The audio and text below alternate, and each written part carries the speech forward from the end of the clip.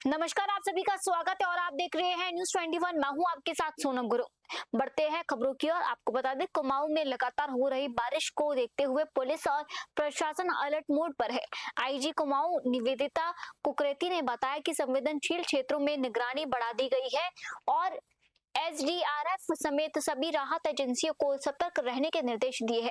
राहत सामग्री भी तैयार कर दी गई है ताकि आपात स्थिति में तुरंत कार्रवाई की जा सके। उन्होंने लोगों से उनफते नदी नालों और गधेरों से दूर रहने तथा प्रशासन की गाइडलाइंस का पालन करने की अपील की है। साथ ही नशे के खिलाफ अभियान में आम जनता से सहयोग मांगते हुए संदिग्ध गतिविधियों की सूचना मानस पोर्टल पर देने का आग्रह किया है ताकि पुलिस तत्काल कार्रवाई कर सके। हल्द्वानी से विनोद कुमार अग्रवाल की रिपोर्ट। बारिश क्योंकि अब ये जो है सावन का महीना शुरू हो चुका है और बारिश जो है लगातार ही हो रही है और समय-समय पर अलर्ट्स भी जो है जारी हो रहे हैं।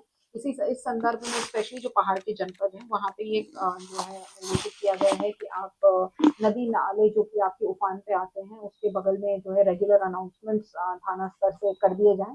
साथ ही साथ सभी अपने यहाँ पर पुलिस लाइन में टीम में तैयार करके रखें, दिन के लिए भी और रात के लिए, कि अगर आकस्मिक रूप से निकलना पड़े तो वो सभी साजो सामान जैसे कि जो हमारे बेसिकली बारिश क्योंकि अब ये जो है सावन का महीना शुरू हो चुका है और बारिश जो है खटीमा में नवगठित देवभूमि व्यापार मंडल के गठन को लेकर विवाद गहरा गया है।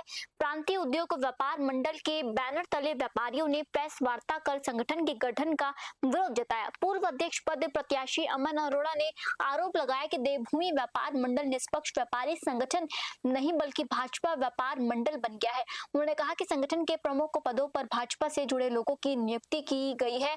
साथ ही आपदा प्रभावित व्यापारियों को अब तक राहत राशि नहीं मिलने पर भी नाराजगी जताई है।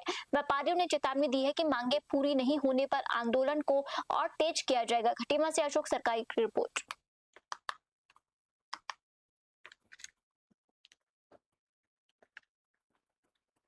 बढ़ते अगली खबर की ओर। लक्सर कोतवाली क्षेत्र की रयासी चौकी के अंतर्गत कुड़ी हबीबपुर गांव में पानी निकासी के विवाद ने हिंसक रूप ले लिया है। पीड़ित सलमान के अनुसार 28 जुलाई को तेज बारिश के दौरान हुए विवाद के बाद कुछ लोगों ने घर में घुसकर उसके भाई पर धारदार हथियार से हमला कर दिया। हमले में युवक के सिर और हाथ पर गंभीर चोटें आई है। परिजन उसे तत्काल लक्सर सरकारी अस्पताल ले गए, जहां प्राथमिक उपचार के बाद गंभीर हालत को देखते हुए हायर सेंटर रेफर कर दिया गया। पीड़ित पक्ष ने आरोपियों के खिलाफ कड़ी कार्रवाई की मांग की है। पुलिस मामले की जांच में जुटी हुई है। लक्सर से जोनी चौधरी की रिपोर्ट। कल देर शाम थाना लक्सर के चौकी रायसी का एक प्रकरण है, गांव है हबीबपुर, वहां पर एक झगड़ा हुआ। झगड़े में एक व्यक्ति को चोट आई है। उन्होंने इस संबंध में तहरीर दी है जिसमें आवश्यक कार्रवाई की जा रही है। जिस हिसाब से उसमें अपराध हुआ होगा या जो भी जांच होगी, जांच में जो भी तथ्य प्रकाश में उस नियमानुसार कार्रवाई की। सर मामला ये है, जैसे ही सुबह 4 बजे बारिश हुई तो जो घर के सामने हमने मिट्टी लगा रखी थी वो मिट्टी हटाई और भाई ने जैसे ही मना किया तो उसके साथ पहले गाली गलौज की। फिर भाई वहाँ अकेला था, वो अंदर चला गया। फिर ये 3 आदमी आए तबल और फावड़ा लेके और उसे जो बुरी तरह काट गिरा और अब जो है वो एम्स में भर्ती है। बचना ना बचना ऊपर वाले के हाथ में है और जो हम पुलिस से यही चाहते हैं कि निष्पक्ष इसमें जांच हो और आगे कार्रवाई। क्या एक निसार, एक तौफीक और एक आजम।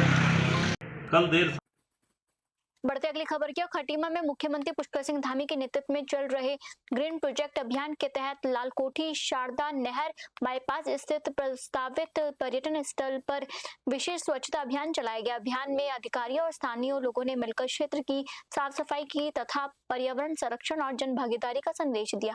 इस दौरान प्रस्तावित पर्यटन स्थल के सौंदर्यीकरण, आधारभूत सुविधाओं और पर्यटन विकास की योजनाओं का निरीक्षण किया।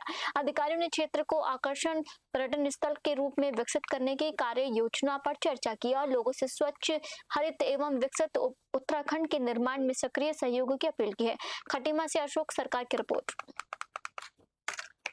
माननीय मुख्यमंत्री जी के स्पष्ट निर्देशों अनुसार कि शहर स्वस्थ होना चाहिए, स्वच्छ होना चाहिए, तो इसीलिए अभियान के तहत आज खटीमा के भारतीय जनता पार्टी के वरिष्ठ जन हम सब लोगों ने मिलकर के एक अभियान के रूप में सफाई को स्वच्छता के अभियान के रूप में लेते हुए काम कर रहे हैं। और इसी के तहत आज लाल कोठी पे हम लोगों ने जाकर के सफाई अभियान चलाया। उसमें हमारे पर्यावरण मित्र भी थे और उन सबको साथ लेकर के एक स्वच्छ माननीय मुख्यमंत्री जी के फिलहाल आज के बुलेटिन में इतना ही और आप देखते रहिए न्यूज़ 21। जय हिंद।